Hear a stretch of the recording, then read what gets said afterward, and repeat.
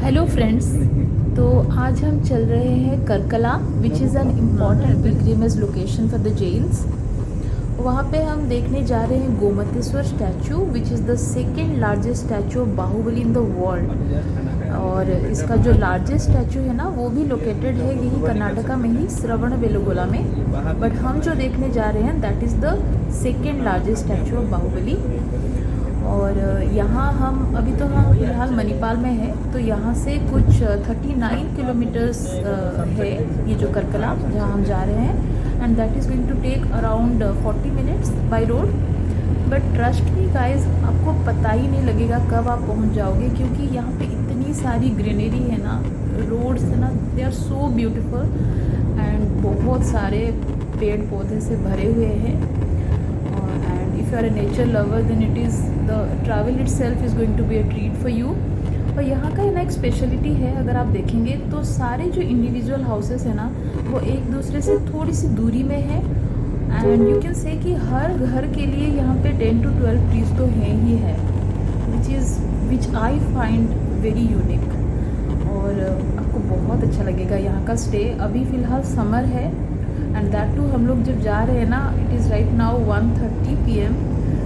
जो कड़कती धूप है बाहर, लेकिन ये जो नज़ारा है ना वो आपको फील ही नहीं होने देगा। तो यहाँ पे हम पहुँच गए हैं आके करकला में। ये चतुर्मुखा बसदी है which is another important Jain temple. यहाँ पे भी हम जाना चाहते थे, बट यहाँ पे लिखा है ना ये बोर्ड पे कि ये 4 बजे खुलता है।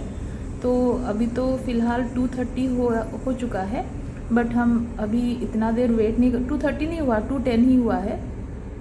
तो अभी हम इतनी देर तो वेट नहीं कर पाएंगे। तो यहाँ से हम निकल पड़ेंगे हमारी जो डेस्टिनेशन है दैट इज़ गोमतेश्वर टेम्पल के लिए।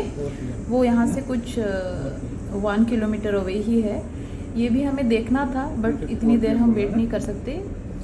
तो अगर आप आ रहे हैं तो अकॉर्डिंगली प्लान कीजिएगा, ताकि आप ये भी देख लें और गोमतेश्वर टेम्पल भी देख लें। हमें उतना आइडिया नहीं था, हम बेसिकली करकला गोमतेश्वर टेम्पल में ही आने वाले थे। बट ये भी बहुत ब्यूटीफुल है, लाइक आप देख सकते हैं, बहुत सुंदर जगह है। लेकिन गेट अभी क्लोज़ है। तो यहाँ से हम निकल रहे हैं फिर से गोमतेश्वर टेम्पल के लिए। चलिए चलते हैं। पूरा चट्टान के ऊपर में है, पत्थर है पूरा।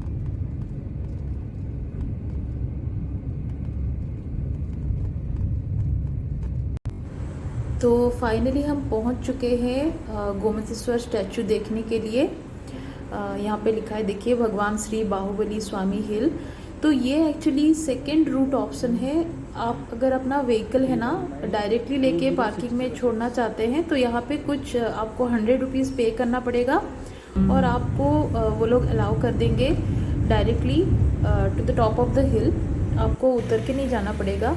बट वहाँ पे जैसे कि आपने देखा होगा बोर्ड पे लिखा था कि वो अभी है ना लंच ब्रेक चल रहा है, वो खुलेगा 3 बजे ही। तो ये जो हम अभी आके पहुँचे हैं ना, ये फर्स्ट रूट ऑप्शन है, जहाँ पे आपको करीब 212 स्टेप्स लेके जाना पड़ेगा ऊपर। Actually I would have preferred कि हम लोग स्टेप से ही जाए, क्योंकि नज़ारा बहुत सुंदर है।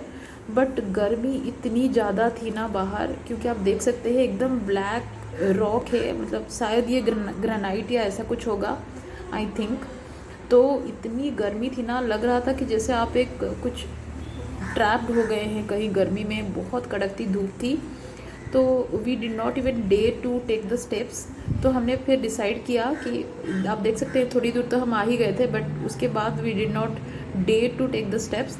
सो वी डिसाइडेड कि हम लोग वही रूट में ही जाएंगे, ऑप्शन नंबर 2 में, जहाँ हम पहले गए हुए थे, जिसके लिए हमें 3 बजे तक वेट करना था। बट स्टिल वी डिसाइडेड कि हम लोग बाहर ही नीचे ही बैठते हैं थोड़ी देर के लिए, उसके बाद 3 बजे हम लोग जाएंगे। तो यहाँ पे हम वेट कर रहे थे। हम जो ड्राइवर भैया के साथ आए थे ना, वो बहुत ही ज़्यादा इन्फॉर्म थे इस जगह के बारे में, but still he did not have an idea कि 3 बजे ये खुलता है। हमने गूगल किया था, बट समहाउ ये हमसे स्किप हो गया, हमें पता नहीं था कि 3 बजे खुलेगा। इससे छोटा है। सो यहाँ पे हम 3 बजे तक वेट कर रहे हैं। यहाँ पे देखिए लिखा है कि it is under the government of India archaeological survey of India. Gomateshwara statue.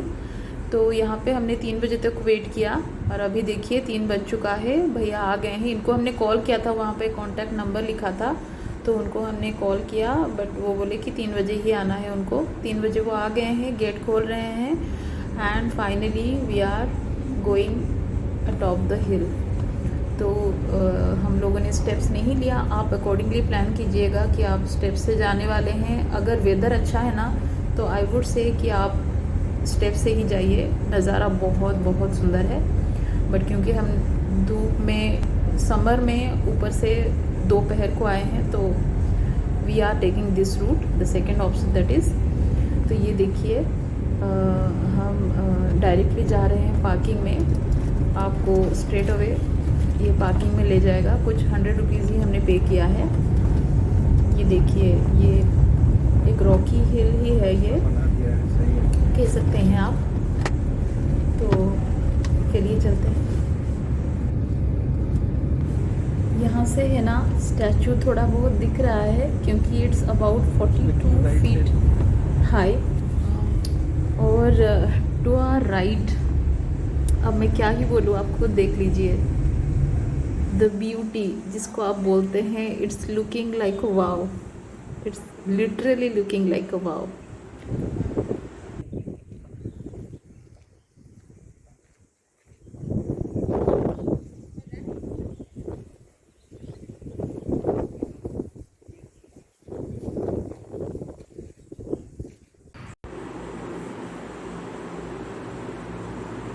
This is the main entrance for the temple.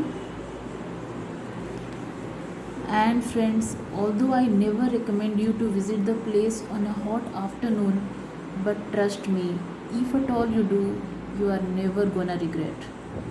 Cause it's worth everything it takes to come here. The cool breeze in this hot afternoon is so welcoming.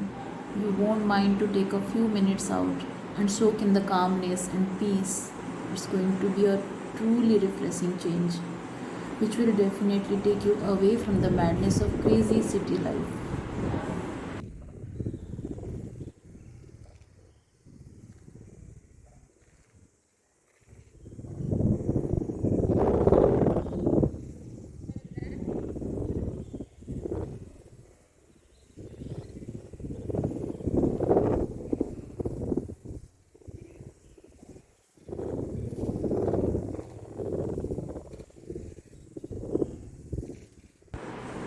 And this is the Ramasamudra lake with the mighty Western Ghats in the background.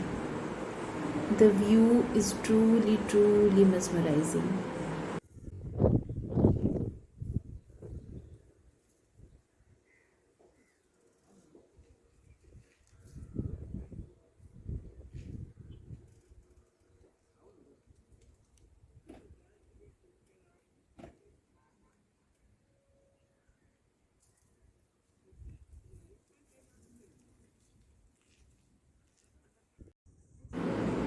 Black granite is abundant in this area and is used widely in the local architecture. And if you are wondering कि इस place का नाम करकला क्यों पड़ा है, तो it is derived from Karikal which means black stone.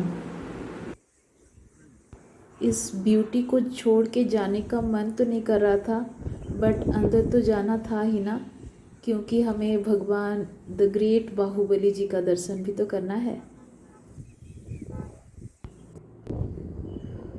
This is the inner courtyard, and if you see, this is very well maintained and it has got very clean premises. और यहाँ पे पहुँचते ही द मनस्तंभ विथ यक्ष greets you.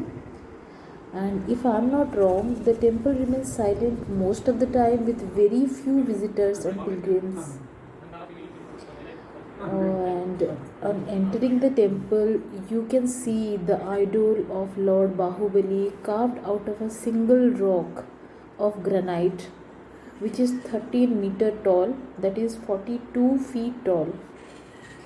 The Lord is seen submerged in deep meditation, too busy to notice even the silence that prevails in this hilltop. The great monolith appears so majestic कि आप उसको words में explain ही नहीं कर सकते. What makes it distinct is the creepers and anthills on his legs and arms. The Lord has features like elongated ears, long arms, 3 folds on the neck, curly hair, etc. This temple was built in 1432 AD, which makes it some 500 plus years old. Still, the statue of Lord Bahubali appears so dynamic, so new and so fresh. यहाँ आने से पहले तो मुझे भी नहीं पता था, तो मैं बता दूँ, बाहुबली यानी the one with strong arms. Jain text के हिसाब से बाहुबली और गोमतेश्वर कौन थे? He was the second son of first तीर्थंकर of Jains, ऋषभदेवा और आदिनाथ. आदिनाथ के ना इन टोटल 100 sons थे. When Rishabdeva left his kingdom, a tussle took place between 2 of his sons, that is Bharata and Bahubali, for the empire.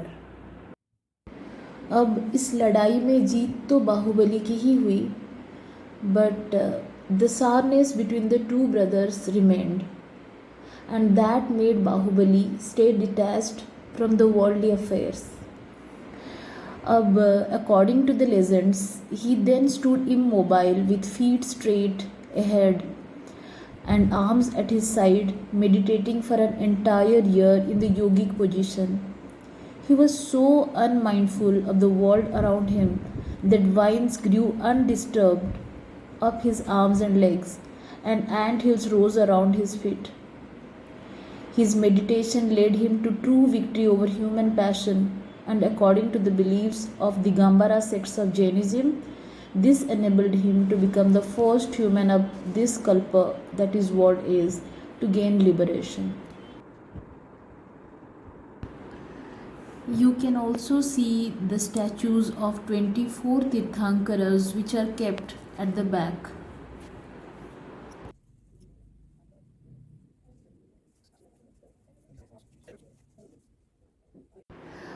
यहाँ पे एक priest भी थे जो कि अपने लैंग्वेज में एक्सप्लेन भी कर रहे थे हमारे जो एंशिएंट टाइम्स का ग्लोरियस हिस्ट्री है उसको. हमें उतना समझ में नहीं आ रहा था, बट एनी हाउ ये मंदिर में आने के बाद हमें पता ऐसे ही लग जाता है कि हमारी जो हिस्ट्री है वो कितनी ज़्यादा मैग्निफिसेंट है, हमारा जो एंशिएंट आर्किटेक्चर है वो कितना ज़्यादा रिच है. ये आपको सोचने पे मजबूर कर देगा कि उस ज़माने में इतने एंशिएंट टाइम पे लोगों ने कैसे कार्व किया होगा इतना सुंदर statue, monolithic statue out of a single rock. शायद इसलिए कि this place is not flooded with too many people, या फिर the statue of the lord Bahubali himself. There is something in this place that gives you a calm feeling, a feeling of peace, and this will definitely enlighten you in some way or other. And the bonus is the view from the hilltop, which is just awesome to say the least. तो बहुत सारी अच्छी positive vibes के साथ हम इस place को छोड़ रहे हैं, बहुत सारी मेमोरीज़ के साथ. Thanks for watching. Bye bye.